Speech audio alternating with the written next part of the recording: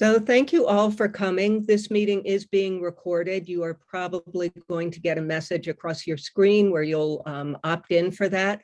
My name is Claudia Kane. I'm from Scoville Memorial Library in Salisbury.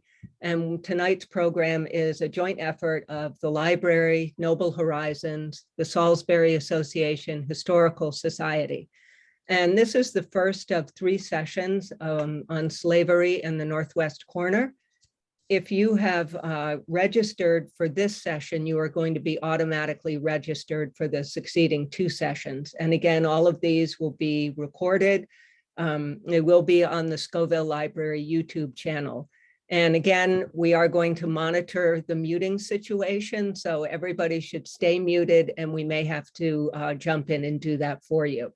But we're really happy tonight to have students from the Salisbury School who have been doing exploring slavery and African-American history in our area and throughout New England for a number of years.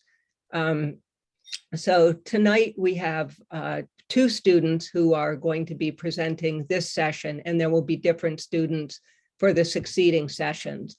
But some of the topics that they have covered in the past or are working on now and will be covering in the near future there's one that's ongoing now that concerns Troutbeck in Amenia, New York, and that is a collaboration with other public schools and private schools. And I think that's going to be part of a conference that's going to be held in April, so that's very exciting. They've also done research on vigilante abolitionism, including the Reverend John Newton Mars, who is the father of Joseph and James, who you'll be hearing about later on. The history of Black athletes, Black lacrosse, the Amistad Revolt, Black comics, and local Hispanic history. So tonight we have from the Salisbury School, we have Jack Norris, who is a senior from Cos Cob, Connecticut, and we have Duncan Ryder, who is a junior from Essex, Connecticut. And tonight's first session is going to be an exploration of slavery in Connecticut. And they're going to be using the themes of dehumanization, treatment of the enslaved, and paternalism with a focus on the economics of slavery.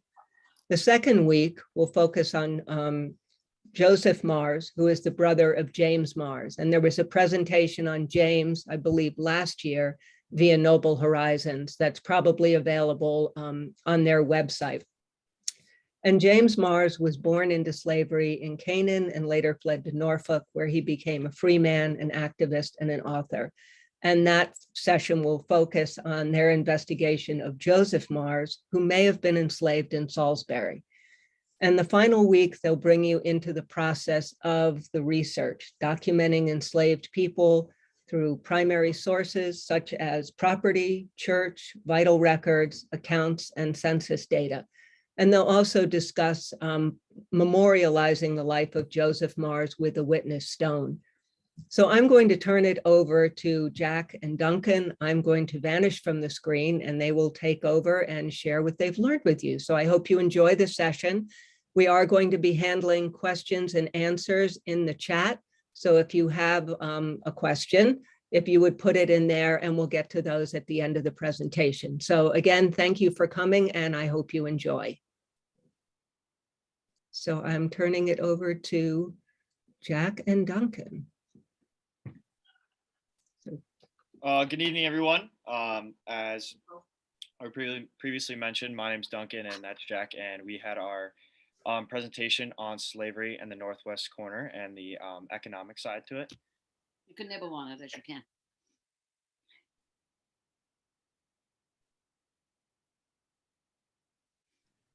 So there are 5 main themes of slavery: dehumanization, treatment of enslaved, paternalism, the economics of slavery, and agency and resistance. Although, as it was stated earlier, that we will be focusing on the economics of slavery tonight, I want you to keep in mind all 5 of these themes, because these were extremely impactful and affected the lives of many people throughout the North and South. No, the guys So I'll define a couple of these for you right now. So dehumanization throughout the duration of slavery. The enslaved were stripped of human rights to the point where all positive human rights were taken away and were considered property rather than people. That's a lot, it's the times it goes. Okay. Treatment of the enslaved people were treated like animals and were regularly beaten and were eating We're in. scraps of food. They would typically be living in attics or basements of slave owners. Northern slavery was much different than Southern slavery, though, because slaves would at least be living inside the house of Northerners versus throughout the South, where they're often found living in barns and more work camp environments. Paternalism was not good at all. It was very painful for many people, as masters took interests of the lives of their slaves and took away all of their rights for the most part. Paternalism caused slave owners to call these men boys and strip them such a simple rights, even like learning to read. The economics of slavery had an effect worldwide, with trade running through several continents. The transaction of slaves was an extremely profitable market. Also, this was essential to how the Northern economy ran. The enslaved agency and resistance. The enslaved did not give easily into slavery and were not just sitting back and letting it happen. Many enslaved would try to fight the system of slavery by escaping, sabotaging masters and employees of plantations, and would rebel. This would allow them opportunities to potentially be able to gain more rights, such as learning just personal life skills, and truly expose people to the horror of slavery. Our next slide is early slavery in Salisbury. Although it's believed that slavery was non-existent in the North, enslavement was very much a part of the past for the North. On the eve of Revolution, Connecticut had the largest enslaved population in New England. The 1774 colonial consensus lists 44 Black residents in Salisbury. The 1782 U.S. census lists there was 35 Black residents. They would work in the fields, chop wood, tend to animals, and help keep the house clean. Enslaving someone was something of a status symbol. Many clergymen, lawyers, and other prominent families kept Black people captive. And so on the screen now are the U.S. census lists, and I think Mr. McCrisky is going to make them a little bit bigger here.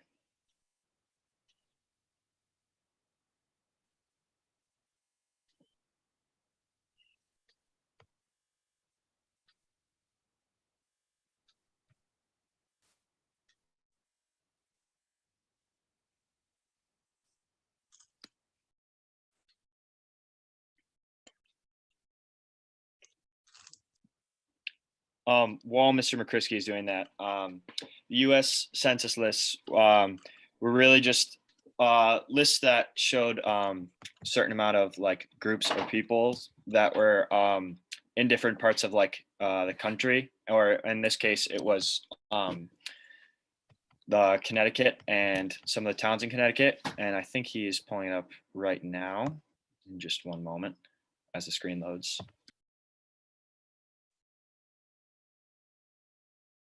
Were you able to see either one of those yet or no?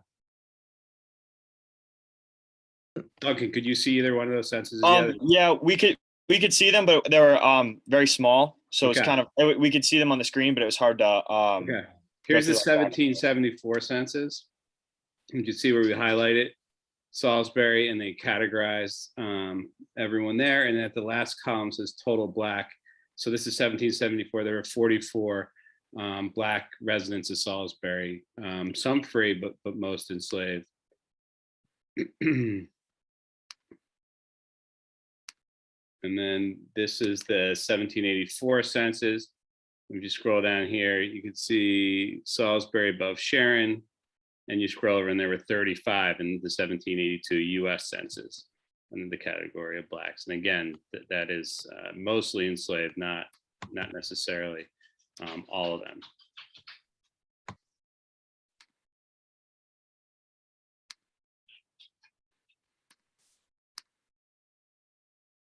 So.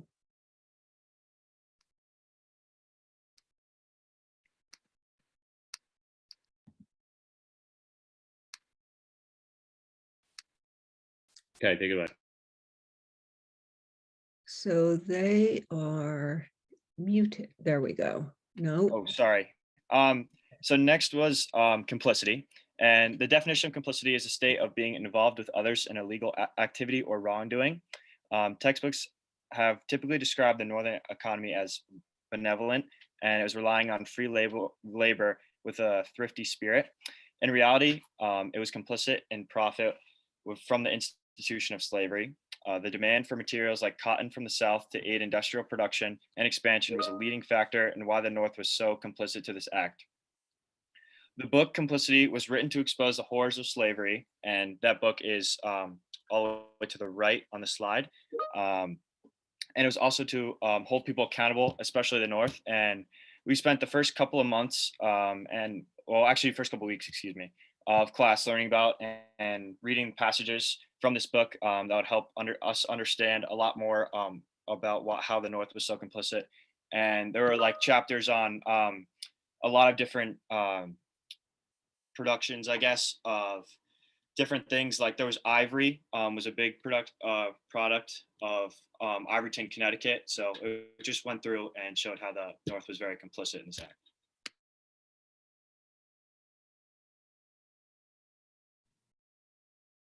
New England and Caribbean trade. In the Caribbean, sugar was considered a white gold and grown the most in the world through enslaved labor. Within the Caribbean, there are over 4 million enslaved, but the Caribbean needed a food supplier, so they relied on New England to be the breadbasket of the Caribbean. Therefore, many large slave plantations would buy codfish to feed their slaves and beaver pelts to dress them as well. Another large export was yellow onion grown in Farmington, Connecticut, because they didn't spoil easily. In return, New England received 3.5 million gallons of molasses, which they used to distill rum. Between Massachusetts and Rhode Island, there were 70 distilleries and 2.8 million gallons of rum, which were distributed from Newfoundland and throughout the Deep South. Also, New England rum was distributed by ship and rivaled the prices of the West Indies, and had the largest shipping fleet on the Atlantic at the time at a staggering 70 boats.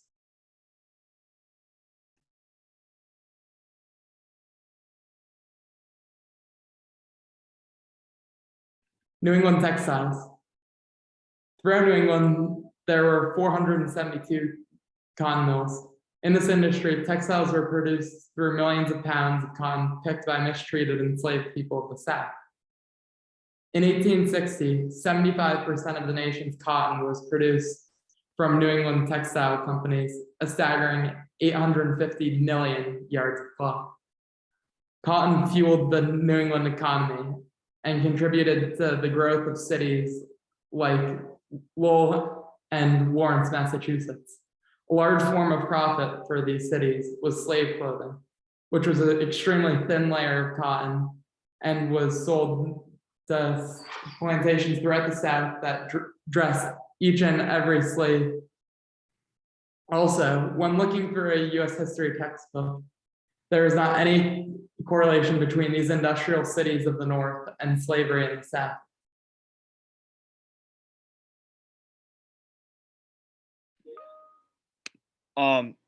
Salisbury iron industry. For centuries, the iron industry of Salisbury was renowned with over 43 blast furnaces that were run. These blast furnaces were produced high quality pig iron that would be shipped all over the world to be made into different material. A strong majority of these furnaces were owned by the Barnum Richardson and Company, who also created high quality steel wheels that would be put on a transportation such as railroad cars. A client of this company was the Alabama and Tennessee Railroad Company, who shipped enslaved people, tools, resources throughout the South.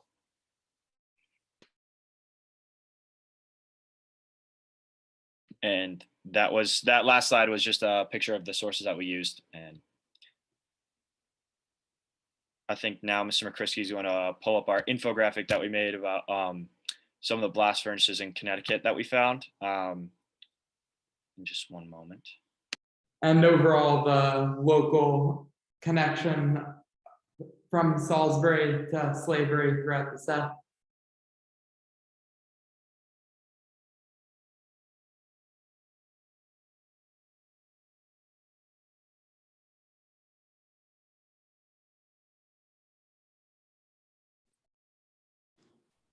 That's me.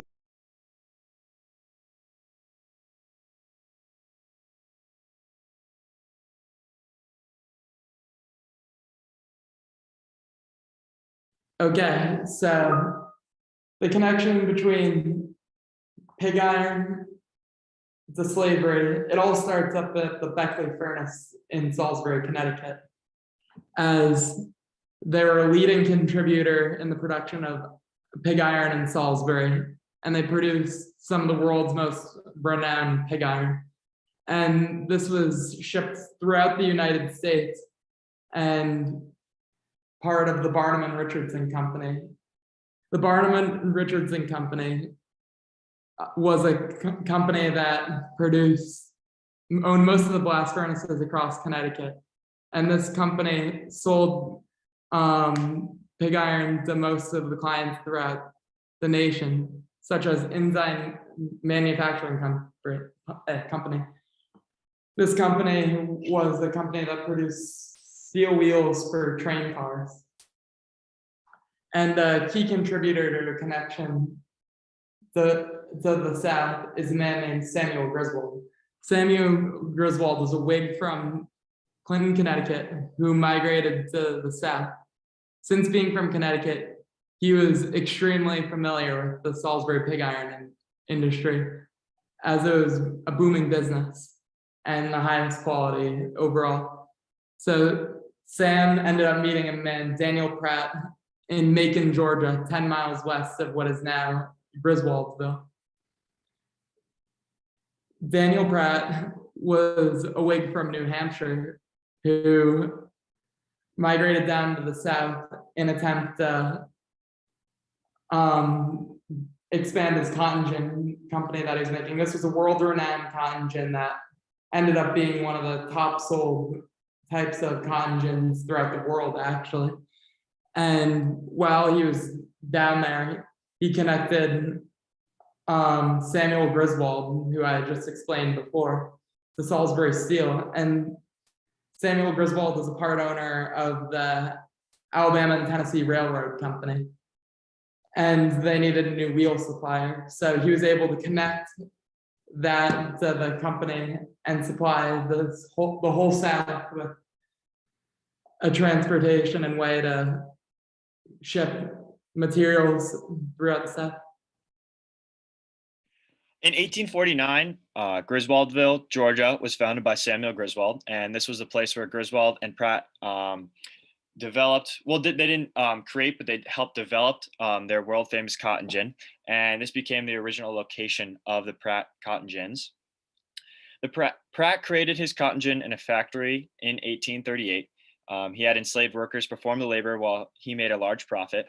With the money he generated, he purchased a part of the Alabama and Tennessee Railroad Company to ship his cotton gins around the company or around the country more effectively. And the Alabama and Tennessee Railroad Company was essentially a way to ship enslaved people, tools, and resources effectively throughout the South. In 1854, Barnum, Richardson and Company became a client of the Alabama and Tennessee Railroad Company and supplied steel wheels for their train cars. And here are all our references that we used to find our information.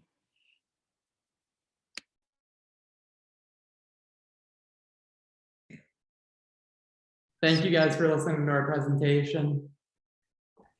So now we could open it up for any questions.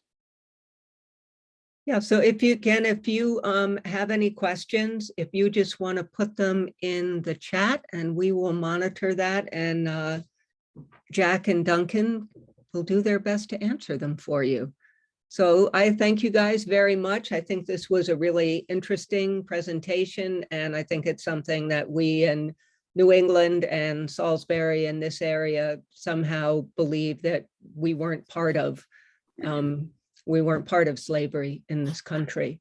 And so I think it's great that a lot of this is coming to light, and I really applaud you and the school for digging into this and, you know, doing these presentations for the community. I think it's really, really fabulous. So, and I guess my question is, what inspired you to do this? Did Mr. McCrisky strong arm you, or did you just come in and ask him if you could investigate some things that you'd heard about? Well, actually, funny story. I joined the class. Mr. McCrisky's last a couple days late, so I was a little behind on everything. So when we were like picking out projects, I didn't really have an idea of what I wanted to do, but he was like listing out ideas on the board one day, and I didn't really realize how big of a pig iron exportation that Salisbury had. So it kind of interested me because I didn't know that it was so like famous and world renowned. And I think he mentioned something about how the cannonballs in the Revolutionary War were actually made from Salisbury pig iron. So to me, that was just really cool. And that's what made me want to do it, because I just want to explore more what it was about.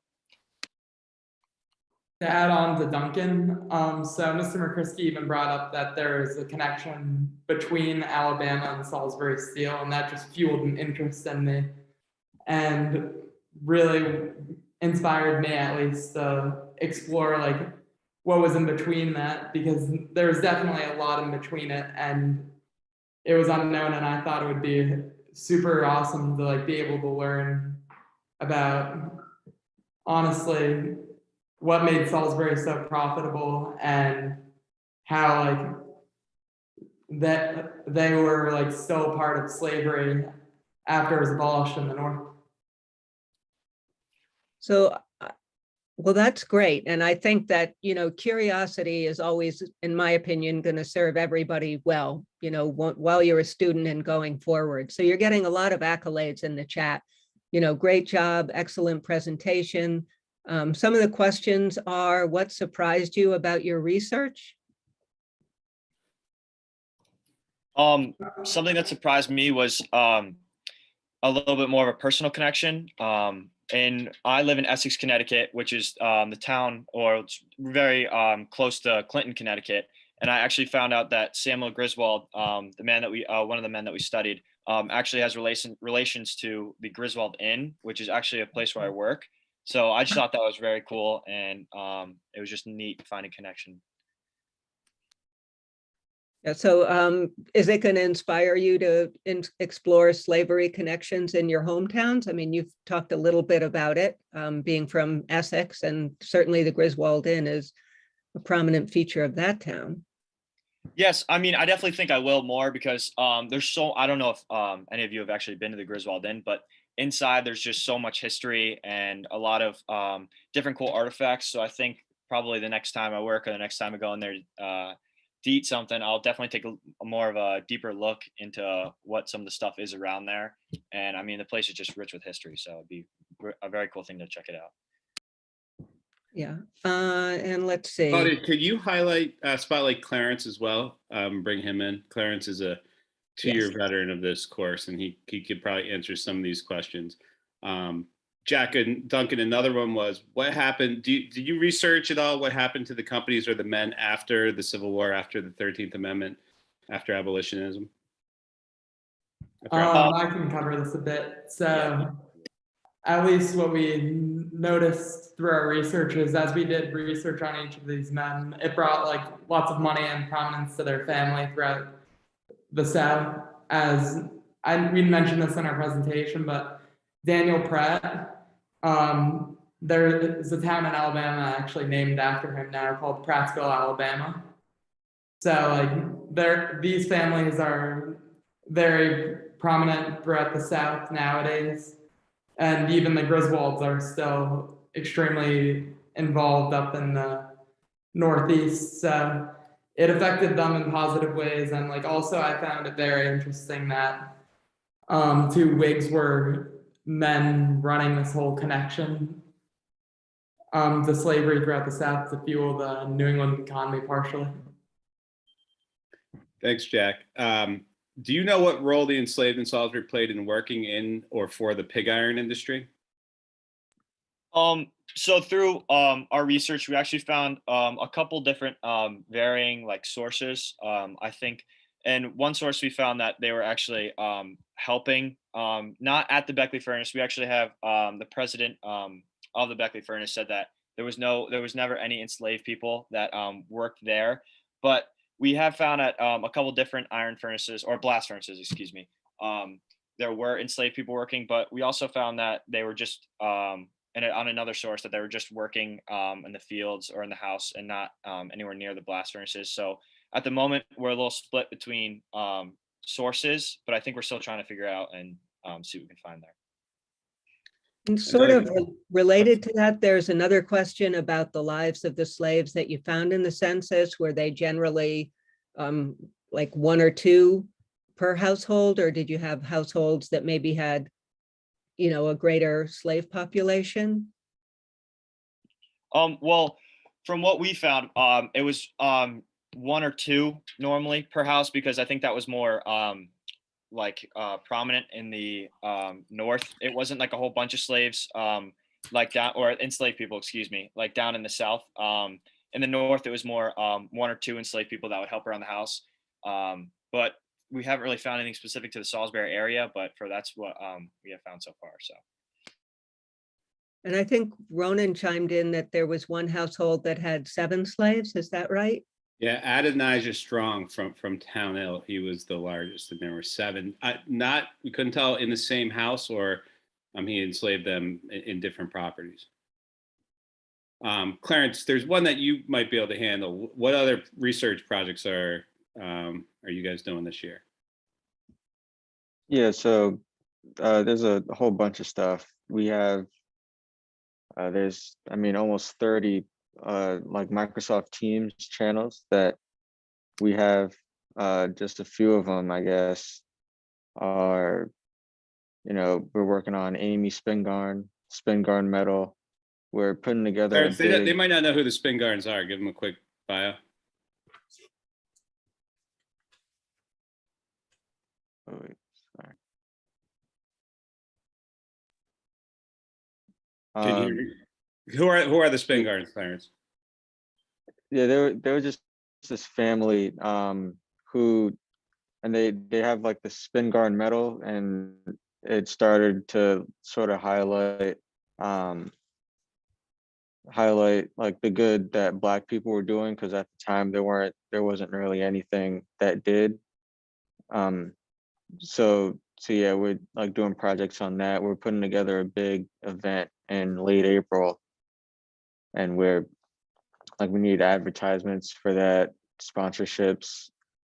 Like there's a food channel for that event. We made a class website. Yeah, there's just there's Black lacrosse, Black athletes, all sorts of stuff that we're doing.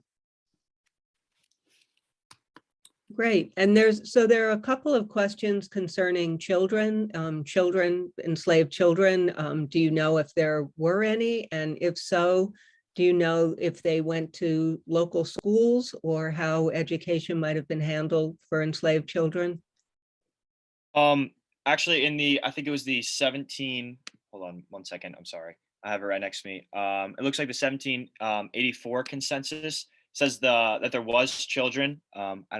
Unfortunately, I can't see the exact number at the moment, but I think it was a smaller population. I think it was more adults, but we could not find a lot about the education system or like how their education played a role.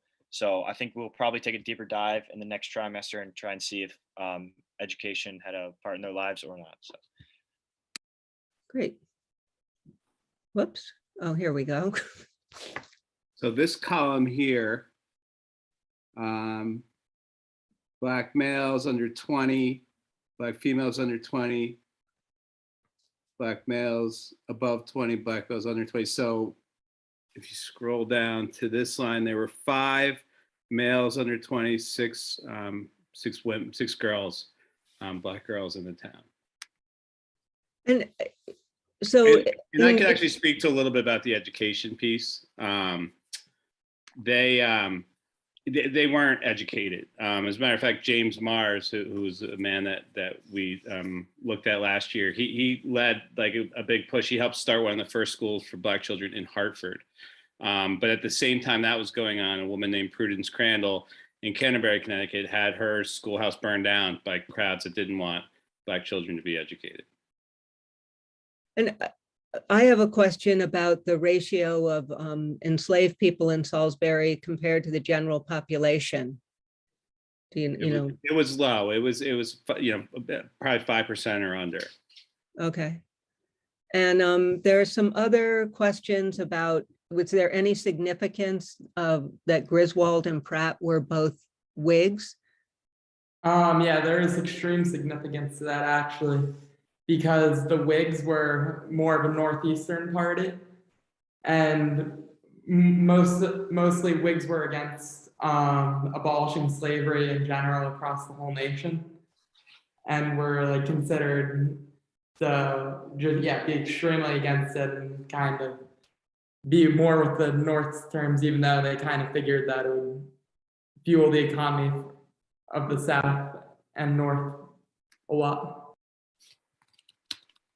And there's another question about, is there a specific place where the slave trade in Connecticut was more prominent? Did the owners travel to the South, to New York, to Rhode Island? Well, I think another group is actually doing a project on this called the Amistad, and the slave trade, I think, was I don't know. I mean, the Connecticut River clearly played a big role in that, and I think there was a slave trading. I don't know if it's called post. I'm not sure, but location in Middletown, and that's where I think that was one of the like hubs, I guess you could say, where slaves are being, or enslaved people are being traded. Sorry. Hey, will you talk a little bit why it's important that we use enslave rather than slave, and enslaver and captor rather than master? Any one of you guys? Well, It's very important that we use the term enslaved rather than slaves, because enslaved shows that they were like held against their will as slaves, versus like slaves just being like the main thing they were just slaves. But there are more to these people than that. These enslaved people were like amazing people, like such as Webb du Bois at some point. And some of these people were able to be like true pioneers and pushing to end slavery throughout the North and South. That's a very good point. And there's another question about, and I think this probably has to do with the census, but if it differentiates between free Black people and enslaved. I think it's fairly accurate in saying that they were enslaved people. I think at this time it was majority of them were enslaved people. I'm not exactly sure, but I think based off the census, it did say enslaved people. So I think that is the most accurate information that we can get. I hate to correct you, buddy. I only because I just looked at it. One of them calls them NEGRO, and the other one calls them Black, and it doesn't differentiate. But Clarence, will you talk about Catherine Overton and the Caesar family a little bit? It's that might help answer that question. I'm sorry, I'm like in the library. I couldn't get a study room. All right. Do you want to handle it, or is it too loud? Yeah, can you handle this one? Yeah. So I put in the chat last year when we met with Jean McMillan in the very start of the year, she told me about a woman who knew a lot about this history, but she did not come from an enslaved family. Her family was a free Black family in this area, and it was the Caesar family. Timothy Caesar fought in the Revolutionary War, just like James Mars' father, Jupiter. And it may be him, but definitely his son, Titus, bought land up in Salisbury Town Hill, and then later in Sharon along Route 7. And if you look in the chat, I posted a documentary called Coloring Our Past, which has inspired the name of this course this year when the students said it really isn't all about slavery. And so we partnered with Catherine Overton, who's a 5th generation relative of Timothy Caesar, to tell this story. And it's an investment. It's 13 plus minutes, but it is really well done, and it's actually been nominated and won awards in some film festivals, including the Louisville Film Festival. So that was a free family. And I know that the library, maybe 2 years ago, I think we had a program on the Caesar family, and I'm embarrassed to say I don't know if it's on our YouTube channel. I hope it is. So actually, if you're interested in that, I'll post another link. Well, actually, you know what? We have a YouTube channel, and all the students' work. Another question was, are we memorializing this at all? And the answer is yes, we are. And I'll throw this in the chat as well. That's our YouTube channel, and it was we did a show with Noble Horizons last year where we screened the movie, and our very own Caleb May, local Caleb May, was the director, and he fielded questions, and there are a lot of Caesar family descendants on that, and it was a very powerful and emotional night, and one of the people there cried, and I'm not going to admit publicly that it was me. And that's on the Salisbury School YouTube channel? I just posted the link to our YouTube channel overall, and it's just for this class. We also have an Instagram account and our Twitter account that boys will post their work on there as well. I can't remember what the names of them are, but these guys could tell you. What's our, and you want, maybe type them in the chat too. Okay.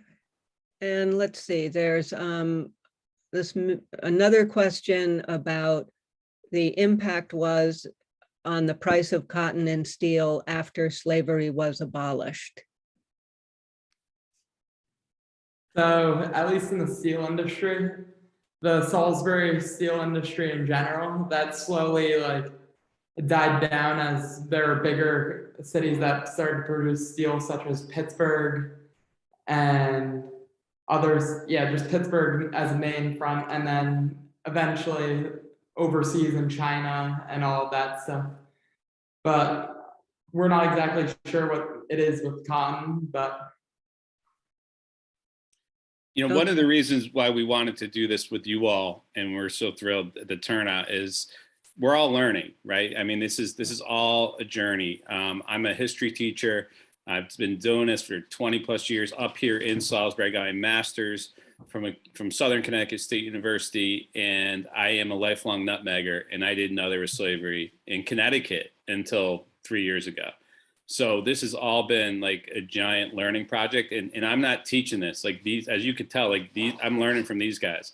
They did all this work, and I just learned from them, and verified and was just constantly impressed by them. So that's a great question, and I encourage you for week 3. We really want this to be kind of a grassroots community investigation. So let's all take a look at that question. Like the steel industry died out because Jack said there was new processes and bigger cities, and that's true. Cotton, I don't know the answer. It's a great question. And let's see, do we know where the Mars family are buried, if they're in local cemeteries or?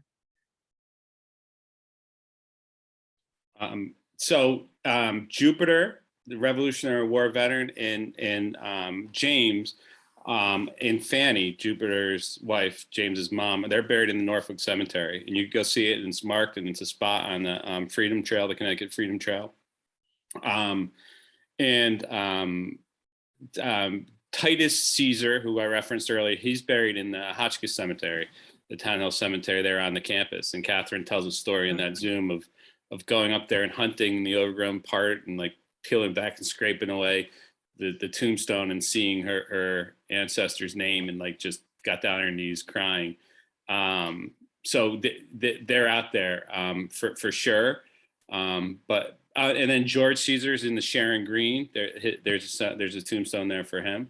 But there's still a lot of souls to be found for sure, including Joseph Mars, who you'll hear about next week. Okay, and somebody has said their sister Charlotte Mars is buried in Salisbury. Charlotte Mars is a fascinating story. So there were 2 sisters. One was, and the reason I'm doing this one is because this was last year's project. These guys weren't on it.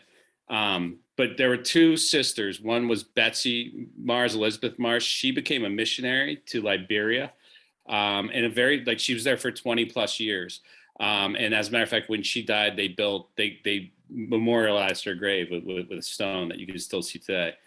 Charlotte, I know she's buried in Salisbury Cemetery. I don't know where. That's all we know. But she's also a fascinating story. She ends up working for the Knight family at the Salisbury School for Imbeciles.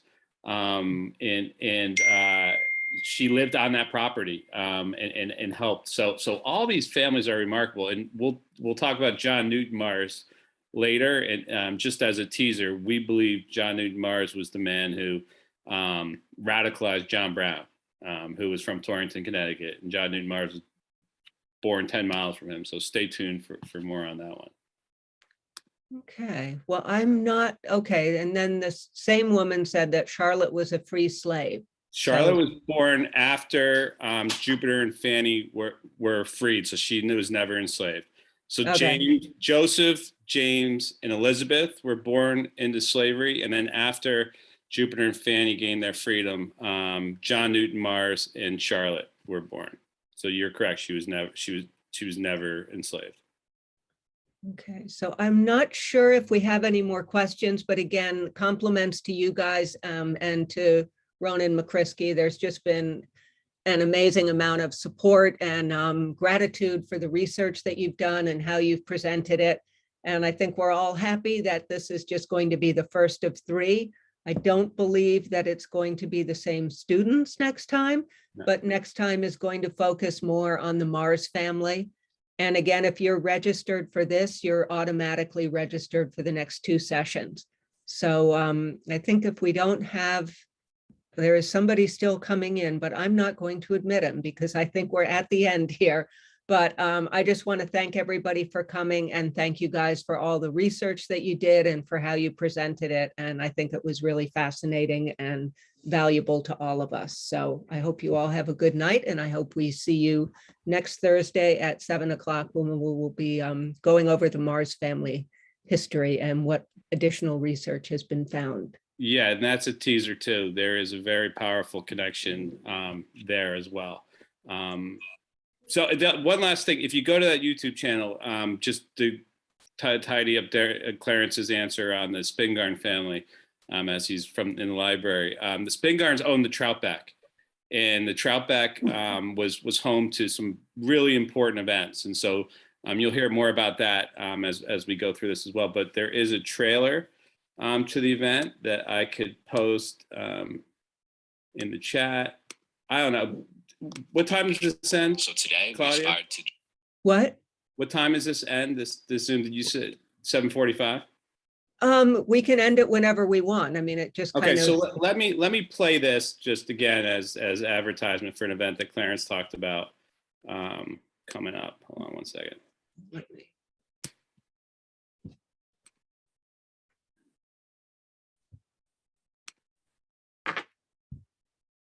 Give me one sec. Sorry.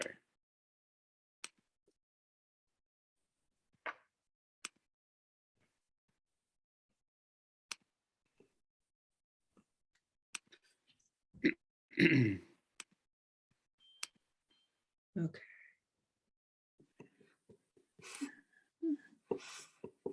Helping people. So today we aspired to do the same by learning.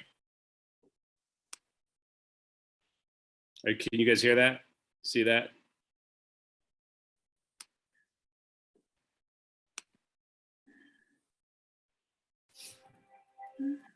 U.S. history courses are typically told from a white perspective. This is especially true when it comes to Black history. The narrative goes, there was slavery, there was a civil war, there was Reconstruction. In time, pioneers like Rosa Parks and Martin Luther King Jr. helped make life better for Black people. And then Obama became president. This narrative, however, lacks depth and misses countless figures of importance. Only some Black names are mentioned in this telling, but where are the rest? Our goal is to change that, and we start in Armenia, New York. Throughout history, the luscious seclusion of Troutbeck Armenia in New York has provided the ideal safe place for people to congregate and to discuss important matters. For this reason, Troutbeck owner Joel Spingarn decided to host 2 pivotal meetings of the NAACP. These conferences provided inspiration for early civil rights leaders as they reflected on the past, noted the present, and planned for a better future for Black Americans.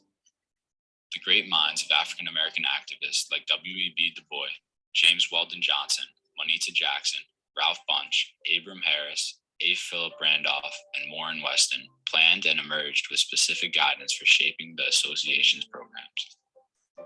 These people devoted their lives to helping people. So today we aspired to do the same by learning this history and educating the public to spread the knowledge of these untold, unknown, or forgotten facets of history to help allow more Americans to have windows and mirrors when they look to our past.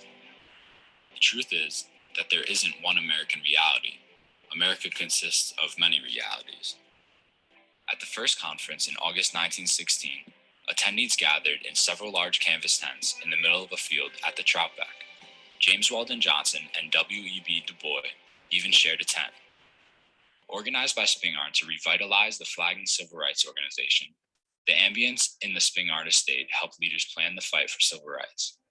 The NAACP leaders had hoped that the conferences in Armenia would offer specific guidance for the shaping of the association's programs and help energize the recruitment of a younger generation.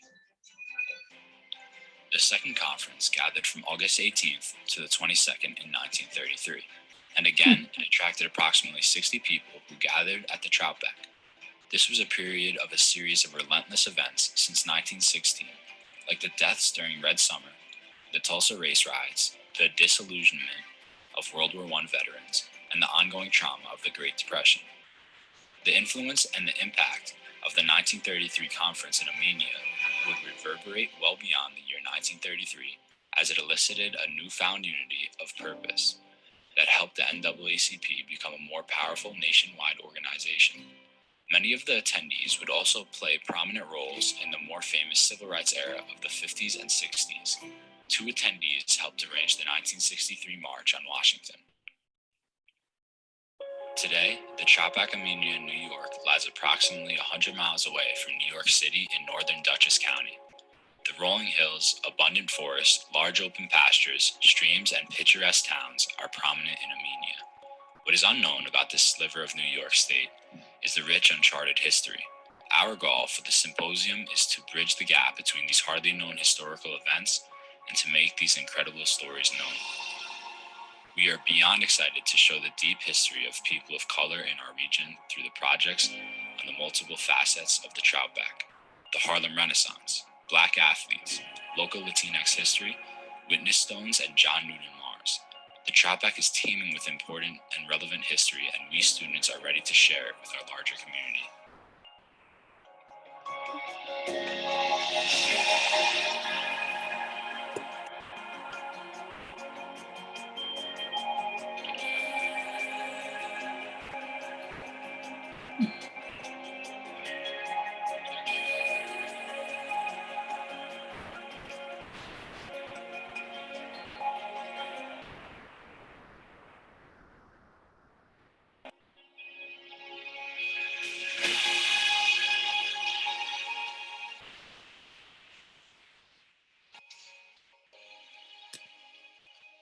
So stay tuned for more on that. Okay, well, thank you very much. That is definitely a good teaser. Oh, sorry, that's my YouTube going nuts. Okay, so I hope that we see you all next Thursday at 7 o'clock, and we will learn more. And again, lots of compliments in the chat. So again, thank you very much and have a good night.